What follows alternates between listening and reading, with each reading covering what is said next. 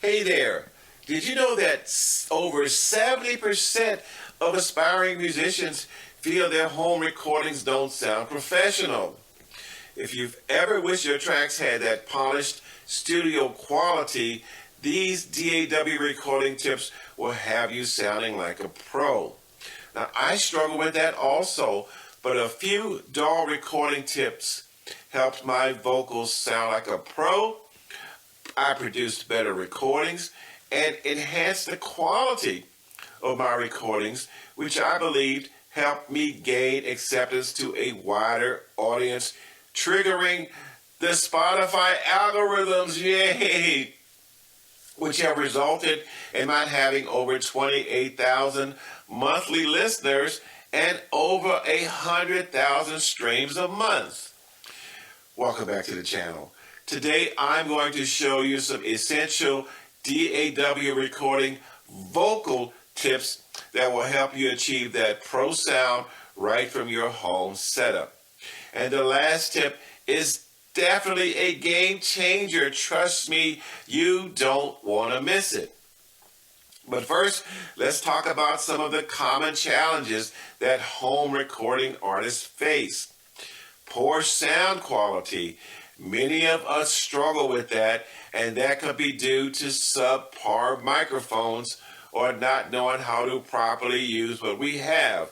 Now, I realize that everybody can't afford a Newman U87, right? Maybe we're dealing with the dreaded SM50. It's not dreaded, but the SM58 or the 7B. We still need to know how to get the most out of those microphones. Mixing skills.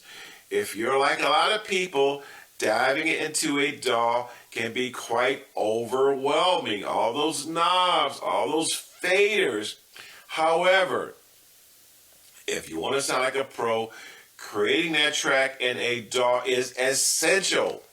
I'm going to say that again. If you want to sound like a pro, creating that track in a DAW is essential. Now, I know there are others that have suggested a different platform like hardware equipment or something like that. I have a Tascam DP32. It is an excellent device.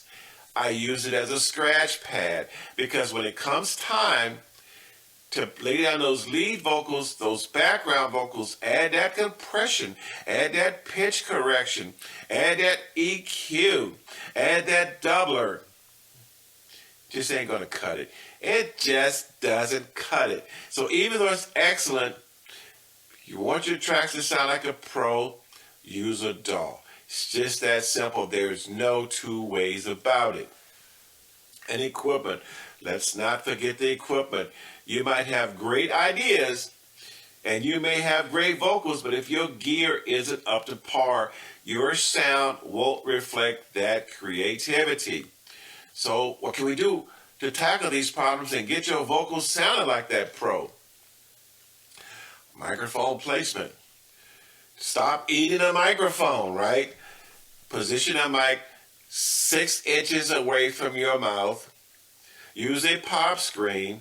And when you use 6 inches, right, it allows the mic to adjust the dynamics and it gives more clarity to your voice. So you don't need to eat the mic. Of course, you might move back on higher passages or louder passages sometimes, right? But as a general rule, you want to stay 6 inches away from the microphone so the microphone can actually add a little bit extra color to your voice and capture all of the nuances. Room acoustics.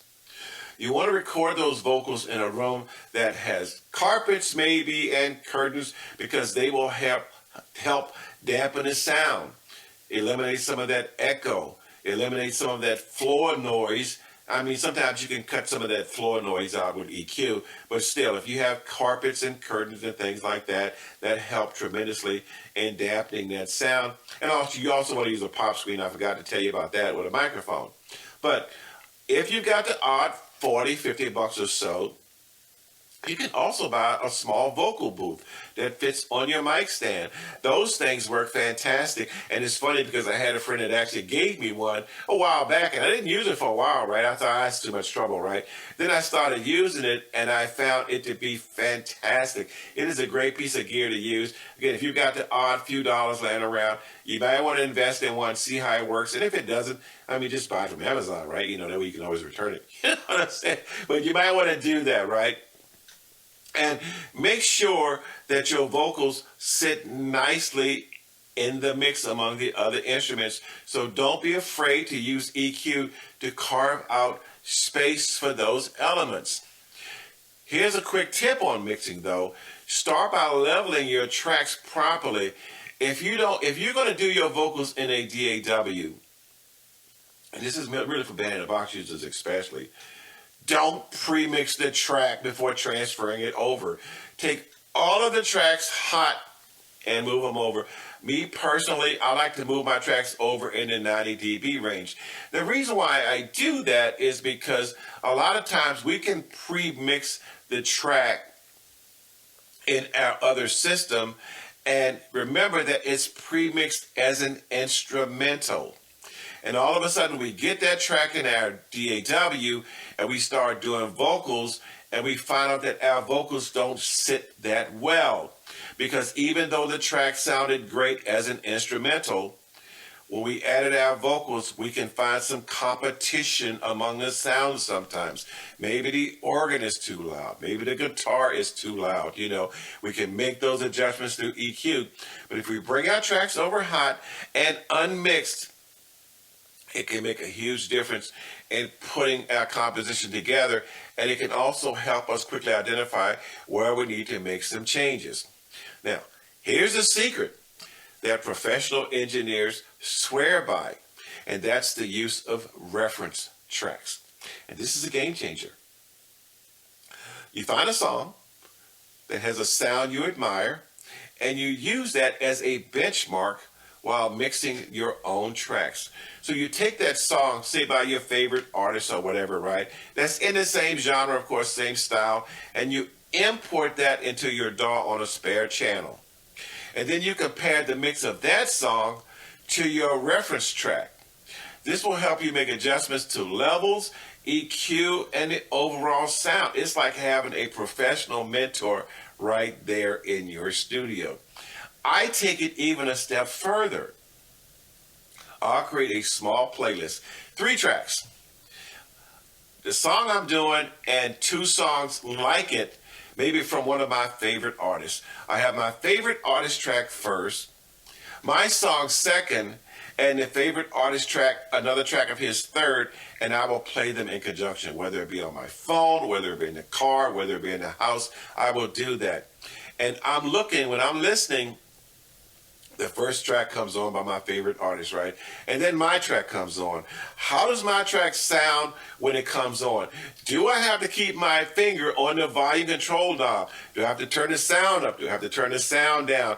Are there certain instruments that are just blaring out that the other artist didn't have? Again, it is a reference track. I am using that as a reference track, and it helps me tremendously in putting my song together and making it sound more professional. Again, this is a simple technique, but it can drastically improve your recordings. I only brush the surface. If you want to know more about mixing or bussing or vocal change like I have, I've got vocal change where I've got compression and de-esser and delay and everything, noise gates, I've got everything in there, right?